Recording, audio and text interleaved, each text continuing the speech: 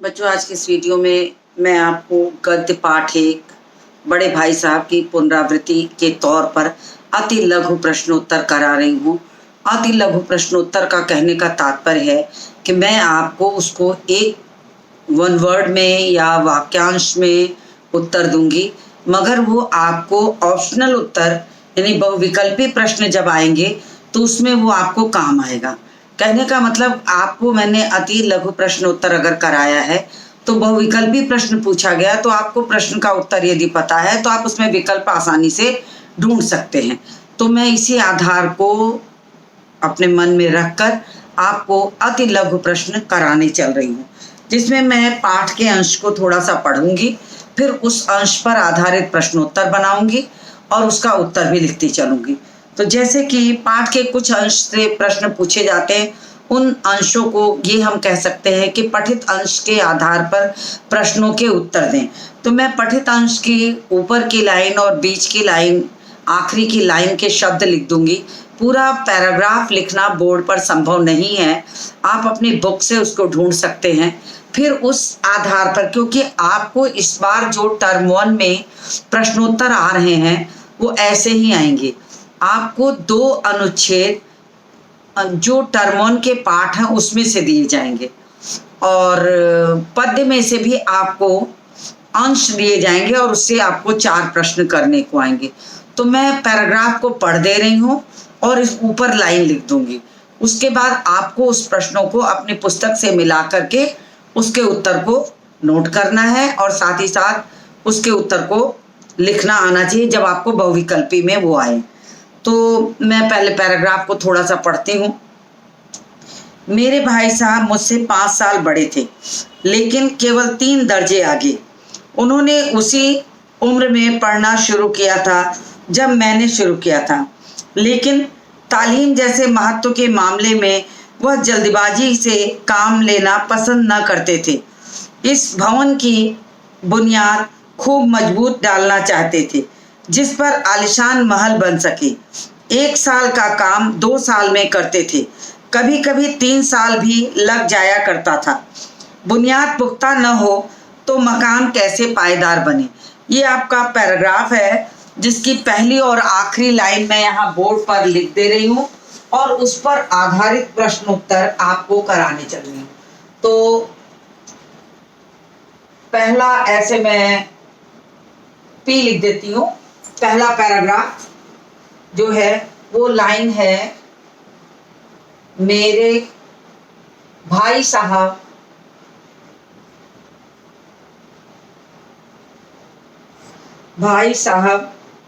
मुझसे। अब आप अपनी पुस्तक से ये पैराग्राफ ढूंढ लीजिए और उसको निशान लगा लीजिए। कैसे पायदार बने।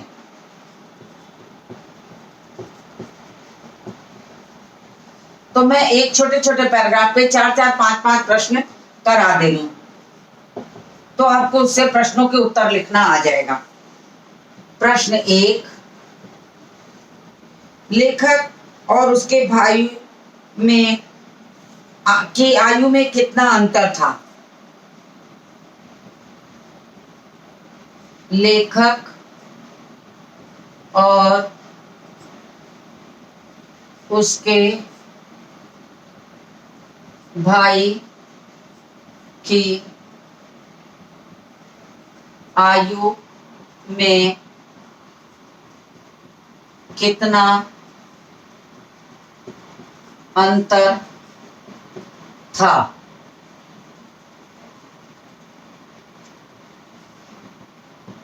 उत्तर नंबर 1 ऐसे ही मैं लिखूंगी।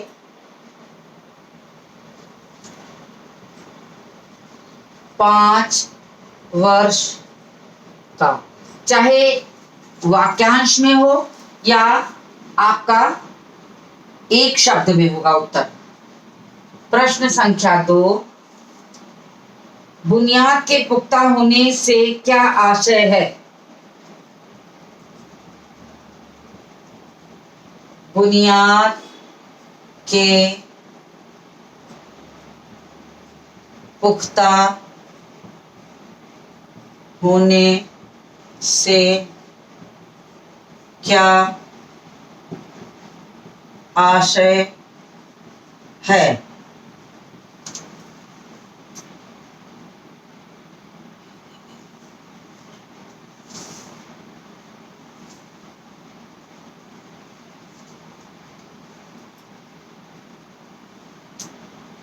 उत्तर नंबर 2, बुनियाद के पुख्ता होने का क्या आशय है?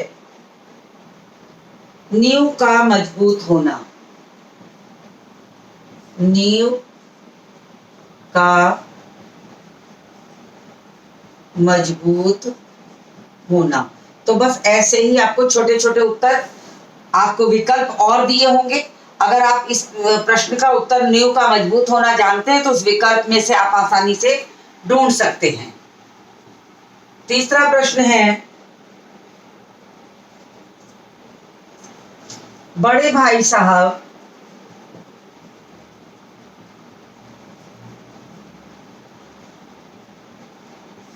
बड़े भाई साहब 1 साल का काम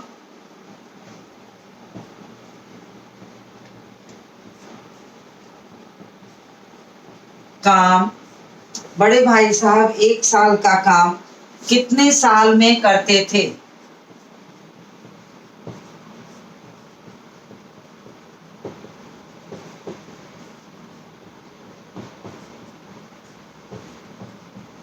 करते थे। उत्तर नंबर 3,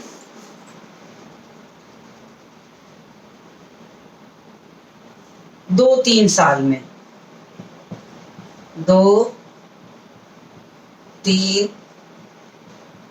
साल में। प्रश्न संख्या 4,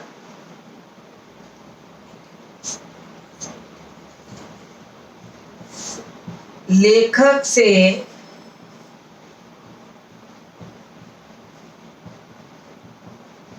बड़े भाई साहब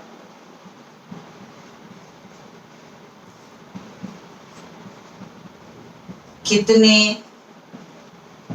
दर्जे आगे थे? लेखक से बड़े भाई साहब कितने दर्जे आगे थे?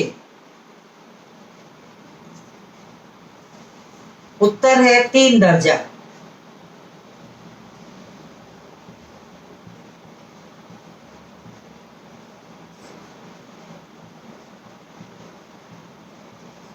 प्रश्न संख्या 5, मकान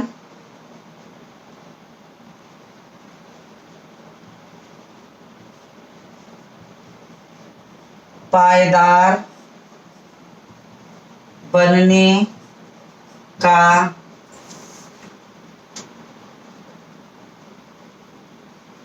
मकान पायदार बनने का क्या तात्पर्य है?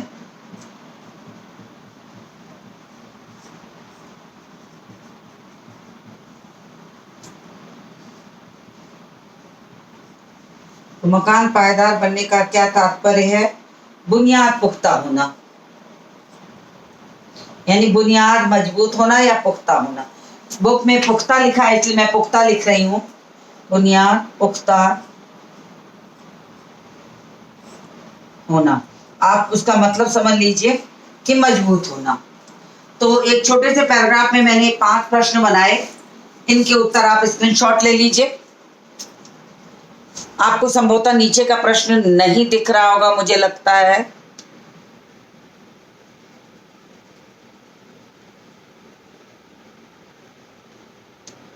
दिख रहा होगा, निश्चित दिख रहा होगा आपको। बुनियाद पुख्ता होना, तो मैं इसके नीचे नहीं लिखूंगी, मैं ये निशान बना दे रही हूं ताकि आपको इसके नीचे ना लिखा जाए और ना दिखे।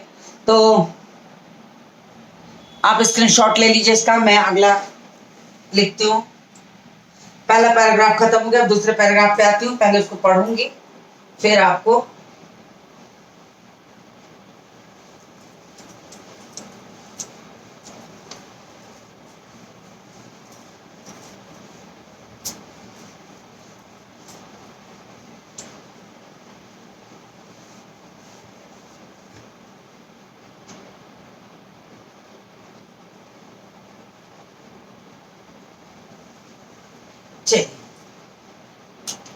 थोड़ा सा इसको सुधार दूं, ये दिख नहीं रहा है।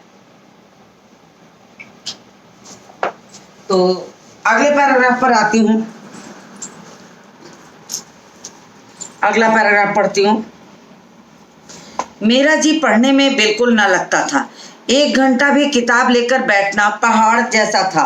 मौका पाते ही हॉस्टल से निकलकर मैदान में आ जाता और कभी कंकरियां उछालता, कभी कागज की तितलियां उड़ाता और कभी कोई साथी मिल गया तो पूछना ही क्या। कभी चारदीवारी पर चढ़कर नीचे कूद रहे हैं, कभी फाटक पर सवार होकर उसे आगे पीछे चलाते हुए मोटर कार का आनंद ले रहा हूँ। लेकिन कमरे में आते ही भाई साहब का वह रुद्र रूप देखकर मेरे प्राण सूख जाते थे। उनका पहला सवाल यह होता था, कहाँ थे? हमेशा यही सवाल इसी ध्वनि में हमेशा पूछा जाता था और इसका जवाब मेरे पास केवल मौन था। न जाने मेरे मुंह में यह बात क्यों न निकलती थी कि जरा बाहर खेल रहा था। मेरा मौन कह देता था कि मुझे अपना अपराध स्वीकार है और भाई साहब के लिए उसके सिवा और कोई इलाज न था कि स्नेह और रोष से मिले शब्दों से मेरा सत्कार करे। तो ये पैराग्राफ मैंने पढ़ दिया। अब इस पर प्रश्न कराने चल रही हूँ। तो पैराग्राफ अपने अपनी पुस्तक से निशान लगा लीजिए और उसके उत्तरों, प्रश्नों के उत्तरों को पेज नंबर डालकर लिख लीजिए। तो दूसरा पैराग्राफ है,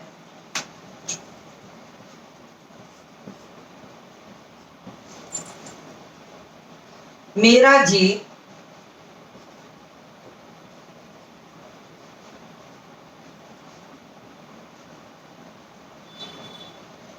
जी पढ़ने में बिल्कुल नहीं लगता था। मेरा सत्कार करें।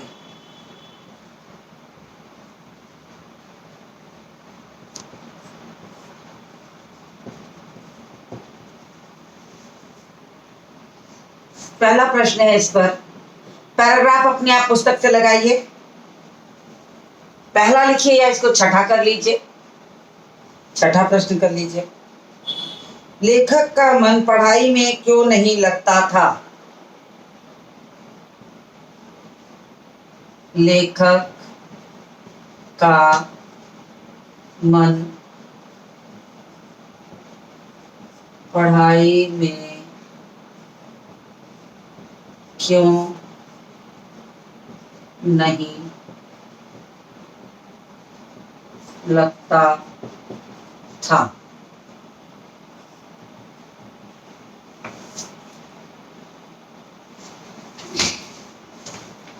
तो लेखक का मन पढ़ाई में क्यों नहीं लगता था? क्योंकि उनकी रुचि खेलकूद में थी और मौज मस्ती थी। क्योंकि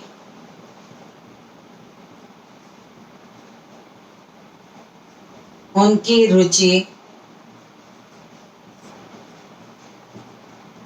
खेलकूद और मौज मस्ती में थी।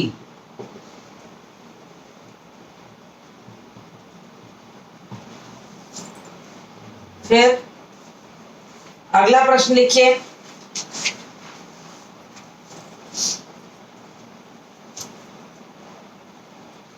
लेखक को क्या करने में आनंद आता था?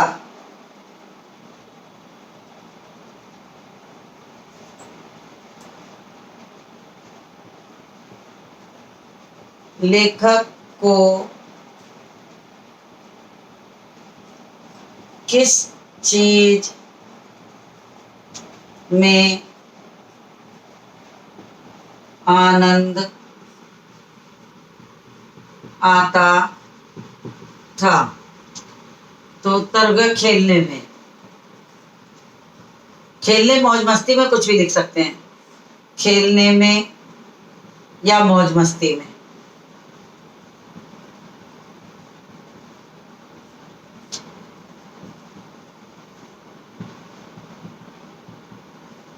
अगला प्रश्न है,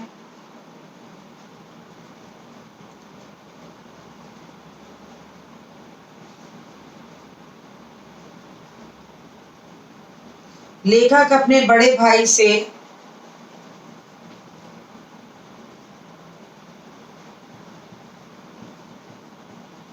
लेखक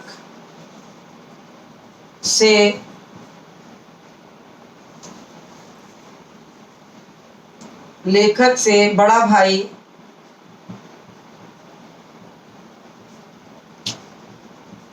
सबसे पहले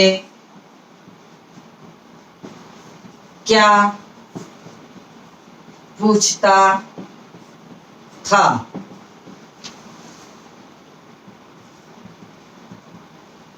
कहाँ थे?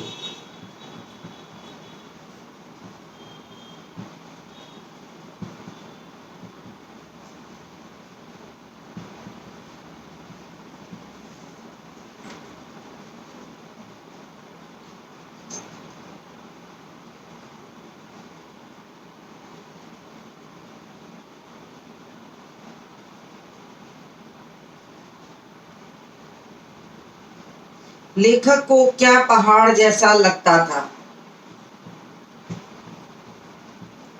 लेखक को क्या पहाड़ जैसा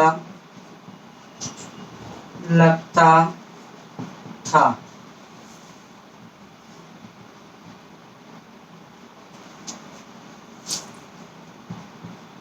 1 घंटा किताब लेकर बैठना।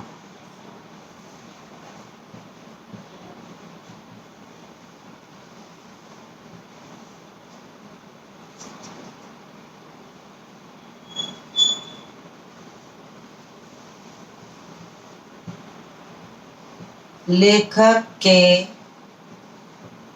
प्राण कब सूख जाते थे?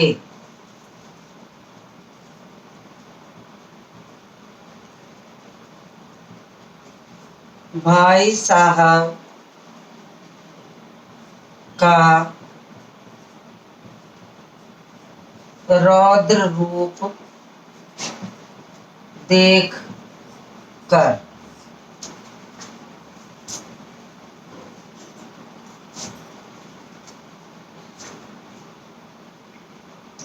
तो ये अगले पैराग्राफ से मैंने 5 प्रश्न लिखे, इसका भी स्क्रीनशॉट लीजिए।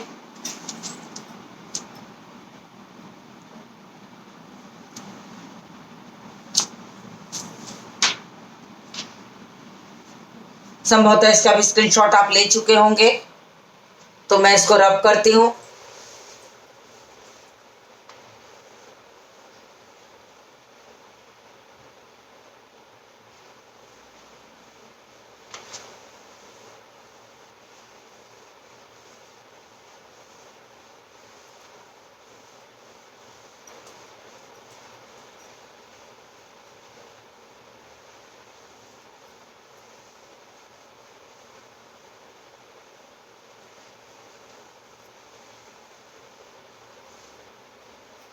अब अगला पैराग्राफ मैं पढ़ती हूँ। मैं बीच बीच के पैराग्राफ को पढ़ रही हूँ, किताब के बीच बीच के अंश को पढ़ रही हूँ, तो इसीलिए मैं उसको अनुच्छेद को ऊपर बोर्ड पर पहला और अंतिम वर्ड लिख करके पैराग्राफ को इंडिकेशन के रूप में दे रही हूँ आपको। इसके बाद अगला जो तीसरा पैराग्राफ मैं पढ़ रही हूँ वो है, इस तरह अंग्रेजी पढ़ोगे तो जिंदगी भर पढ़ते रहोगे और एक हरफ भी ना आएगा। अंग्रेजी पढ़ना कोई हंसी खेल नहीं है कि जो चाहे पढ़ ले, ऐसा नहीं हो सकता। नहीं तो ऐरा गैरा नत्थु खैरा सभी अंग्रेजी के विद्वान हो जाते। यहाँ रात दिन आंखें फोड़नी पड़ती हैं और खून जलाना पड़ता है, तब कहीं जाकर यह विद्या आती है। और आती क्या है? हाँ, कहने को आ जाती है। बड़े बड़े विद्वान भी शुद्ध अंग्रेजी नहीं लिख सकते, बोलना तो दूर रहा। और मैं कहता हूँ तुम कितने घोंघा हो कि मुझे देखकर भी सबक नहीं लेते। मैं कितनी मेहनत करता हूँ यह तुम अपनी आंख से देखते हो। अगर नहीं देखते तो यह तुम्हारी आंखों का कसूर है, तुम्हारी बुद्धि का कसूर है। इतने मेले तमाशे होते हैं, मुझे तुमने कभी देखने जाते देखा है? रोज ही क्रिकेट और हॉकी मैच होते हैं, मैं पास नहीं फटकता, हमेशा पढ़ता रहता हूँ। उस पर भी एक दर्जे में 2-2, 3-3 साल पढ़ा रहता हूँ। फिर भी तुम कैसे आशा करते हो कि तुम यूं खेल कूद में वक्त गंवाकर पास हो जाओगे? मुझे तो 2 ही 3 साल लगते हैं, तुम उम्र भर इसी दर्जे में सड़ते रहोगे। अगर तुम्हें इस तरह उम्र गंवानी है तो बेहतर है घर चले जाओ और मजे से गुल्ली डंडा खेलो। दादा की गाढ़ी कमाई के रुपए क्यों बर्बाद करते हो? तो ये पैराग्राफ मैंने पढ़ा। अब इसके हिंट मैं जो है बुक उस पे बोर्ड पर लिख देती हूँ और आप अपनी बुक में उसको निशान लगा लीजिए, फिर मैं उसके प्रश्न लिखती हूँ। इसी क्रम से जो पाठ के प्रमुख पैराग्राफ हैं उनको मैं लिखती जाऊंगी और उस पर आधारित प्रश्न आपको कराऊंगी। तो ये थर्ड पैरा मैं जो लिख रही हूँ, इस तरह अंग्रेजी पढ़ोगे, इस तरह अंग्रेजी पढ़ोगे से बर्बाद करते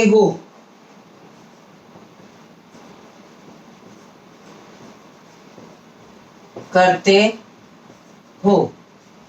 अब इसका प्रश्न नंबर 11 कर देती हूं।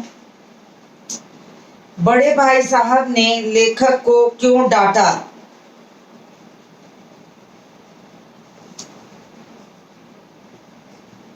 बड़े भाई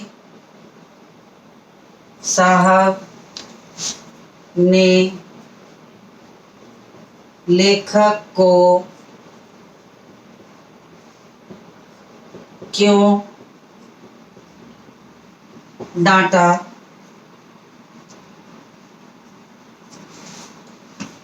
उनके अनुसार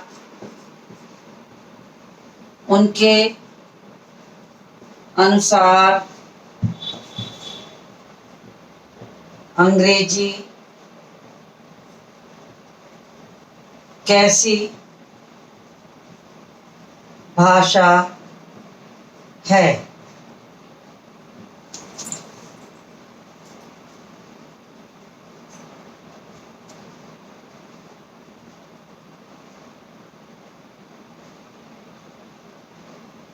बड़े भाई साहब ने लेखक को क्यों डांटा? उत्तर है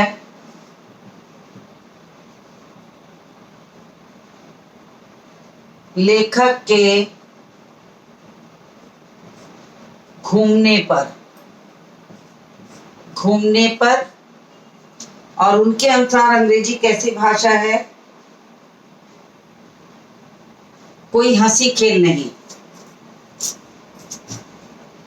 उनके अनुसार अंग्रेजी बहुत कठिन भाषा है।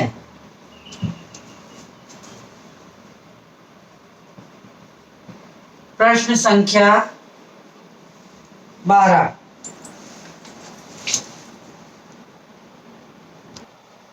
अगला प्रश्न है,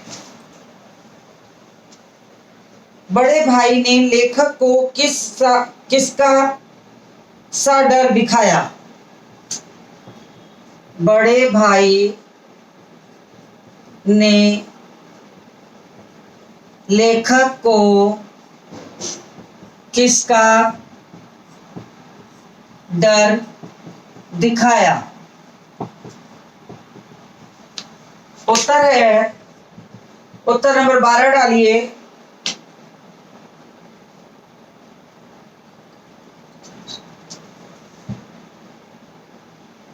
अंग्रेजी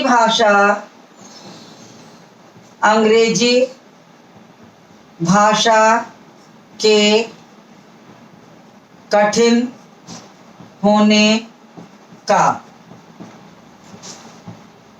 प्रश्न संख्या 13,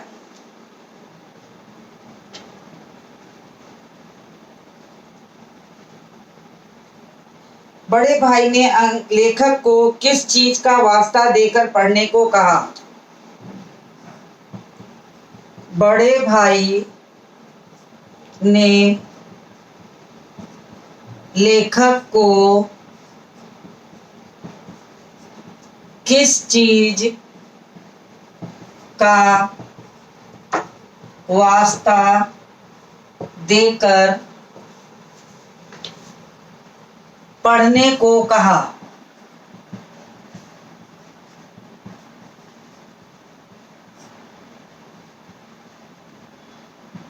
प्रश्न संख्या उत्तर संख्या 13,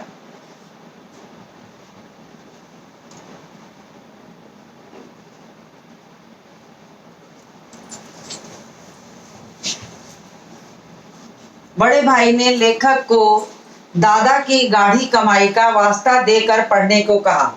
तो मैं पूरा प्रश्न का उत्तर न लिख के दादा की गाढ़ी कमाई का, क्योंकि ये अति लघु प्रश्न है तो मैं वाक्यांश में ही उत्तर दे रही हूं। प्रश्न संख्या 14 लिखिए।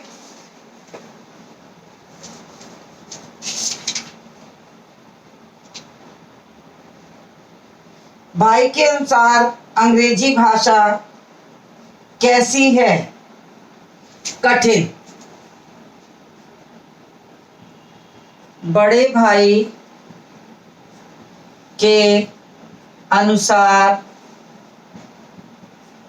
अंग्रेजी कैसी भाषा है। उत्तर होगा कठिन। प्रश्न संख्या 15,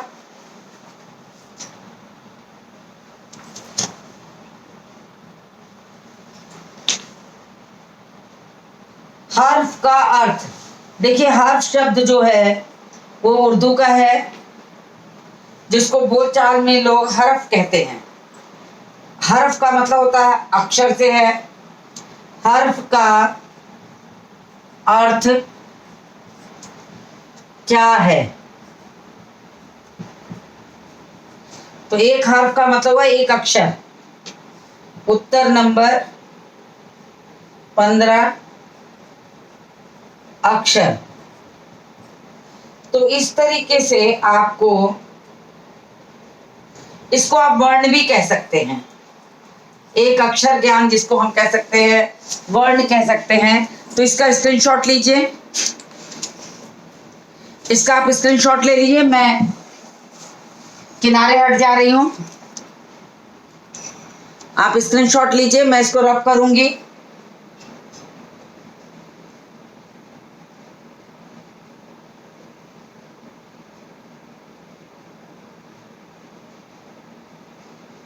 उम्मीद है आपने स्क्रीनशॉट ले लिया होगा। तो मैं आपको बता दूं कि आपको टर्म 1 में अधिकतर प्रश्न जो है वो संक्षिप्त आएंगे, बहुविकल्पी आएंगे। और बहुविकल्पी प्रश्नों की तैयारी जब आप वन वर्ड आंसर की तरह करेंगे तो आपको वो प्रश्न आसानी से तैयार हो जाएगा। तो सबसे आसान तरीका है कि पूरे पाठ को पढ़िए, मुख्य लाइनों को रेखांकित करिए और उन लाइनों से आप उत्तर निकाल लीजिए। तो ऐसी स्थिति में आपको वन वर्ड आंसर तैयार हो जाएगा और उस वन वर्ड आंसर से आपको बहुविकल्पी प्रश्न के उत्तर समझने में बिल्कुल भी कठिनाई नहीं होगी।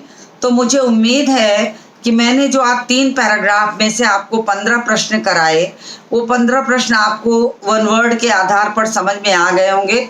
अगर ये प्रश्न बहुविकल्पी प्रश्नों के रूप में आपको पूछे जाएं तो आप इसके उत्तर को आसानी से चुन करके लिख सकते हैं। इसी तरीके से मैं आगे के पाठों को भी आपको पैराग्राफ पढ़कर उस पर आधारित प्रश्न कराऊंगी। आप मेरे साथ बने रहिए। इसी के साथ इस वीडियो को समाप्त करती हूँ और मिलती हूँ आपसे अगले वीडियो में।